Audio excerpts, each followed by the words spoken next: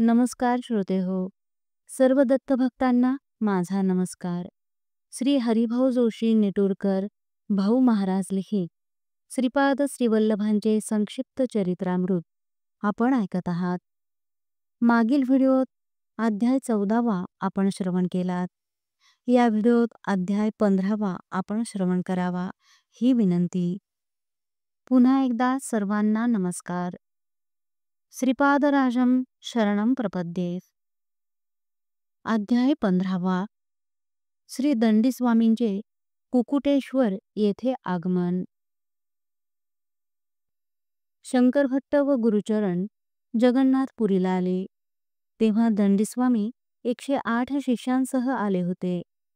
त्यांच्या चरणावर डोके ठेवून नमस्कार करताच दंडीस्वामी व शिष्य यांची वाचा गेली व श्रीपादांचे स्मरण करताच पुन्हा वाचा आली. तेव्हा ते शिष्य म्हणाले, श्रीपाद क्षुद्र मांत्रिक आहेत. दंडीस्वामी श्रीपादांशी शास्त्र चर्चा करून खरे स्वरूप जनतेसमोर आणतील. जेव्हा भक्त श्रीपाद प्रभूंना अनन्य भावे शरण जातो तेव्हा ते आपल्या भक्तांचे संकटातून रक्षण करतात. दंडीस्वामी नंतर पिठिकापुरात आले, परंतु आपल्या अहंकाराने त्यांनी श्रीपादांना दत्त स्वरूपात स्वीकारले नाही. जेव्हा ते शिष्यांबरोबर पिठापुरातून बाहेर जाण्यास निघाले तेव्हा कितीही चालले तरी ज्या ठिकाणाहून निघाले त्याच ठिकाणी येत होते. तेवढ्यात त्यांच्या हातातील दंड तुटून त्याचे 2 तुकडे झाले. तेव्हा त्यांना श्रीपाद प्रभूंच्या सामर्थ्याची कल्पना आली. नंतर कुकुटेश्वर मंदिरात श्रीपाद प्रभू उग्र रूपात म्हणाले, अहो दंडीस्वामी, तुम्ही ज्या दत्तस्वरूपाची आराधना करता तेच भक्तांसाठी सगुण रूपात श्रीपाद श्रीवल्लभ रूप घेऊन अवतारित झाले आहेत. हे न ओळखणारे तुम्ही महामूर्ख आहात. श्रीपाद श्रीवल्लभांचे स्वरूप महाअग्नी समान आहे. मोहाचा क्षय म्हणजेच मोक्ष. कोणताही जीव जो सच्चिदानंद स्वरूपाचा आनंद अनुभवतो त्याची योग्यता पाहून मीच अनुग्रहित करतो. मरणानंतर माझ्या स्वरूपात लीन होऊ इच्छिणाऱ्या साधकांनी माझ्या ठिकाणी अवश्य यावे. पुन्हा केव्हा त्यांनी जन्म घ्यावा हे मी ठरवीन. निर्गुण निराकार अवस्थेत सुद्धा मी तुमच्याकडे सर्वदा पाहत राहीन. मी धर्ममार्ग, कर्ममार्ग, योगमार्ग, भक्तिमार्ग व ज्ञानमार्ग याचा बोध करण्यास अवतारित झालो आहे. माझ्या संकल्पाशिवाय या सृष्टीत काहीच घडत नाही. तू हिमालयात जाऊन तपाचरण कर, तुला शिष्य संघटनेची गरज नाही. श्री दत्तप्रभूंवर विश्वास ठेवणाऱ्या साधकांना ते उन्नत स्थितीत ठेवून त्यांच्या योग्यतेप्रमाणे शिष्यत्व देत. त्यांचे भक्त कोणत्याही कुलात किंवा परिस्थितीत जन्मले तरी सुखी जीवनाला आवश्यक आयु, आरोग्य, ऐश्वर्य श्री दत्तगुरु आपल्या भक्तांना देतात.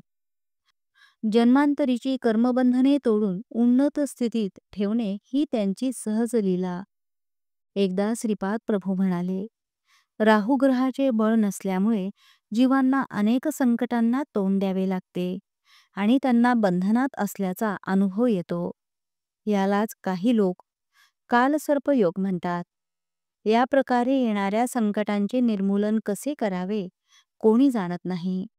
परंतु मी या सर्व दोषांना दूर करून त्यांना सुख संतोष मिळेल अशी योजना करतो.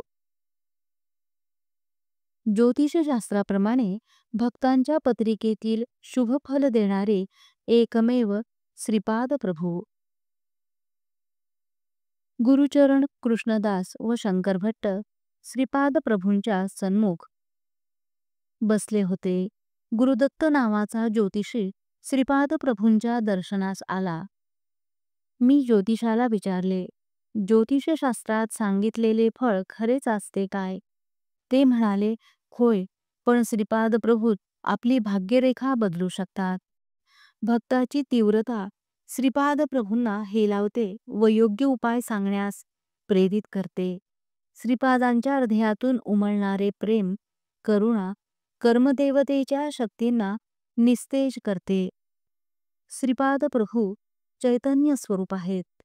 ते योग्य वेळी प्रगट होऊन आपल्या चैतन्य शक्तीची समर्थता प्रदर्शित करतात.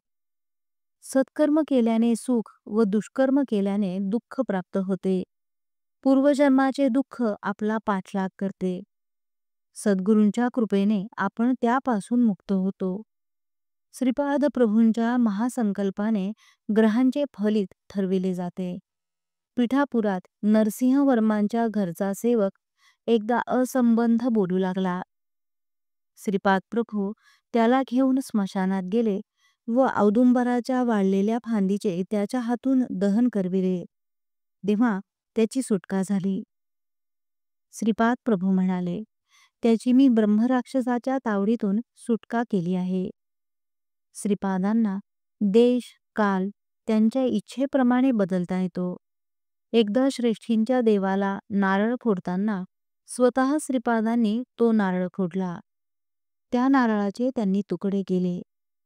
श्रीपाद म्हणाले, आजोबा, तुमचा मरणयोग होता. मी नारळाचे तुकडे करून तो टाळला. श्रीपाद श्रीवल्लभांचा जय जयकार.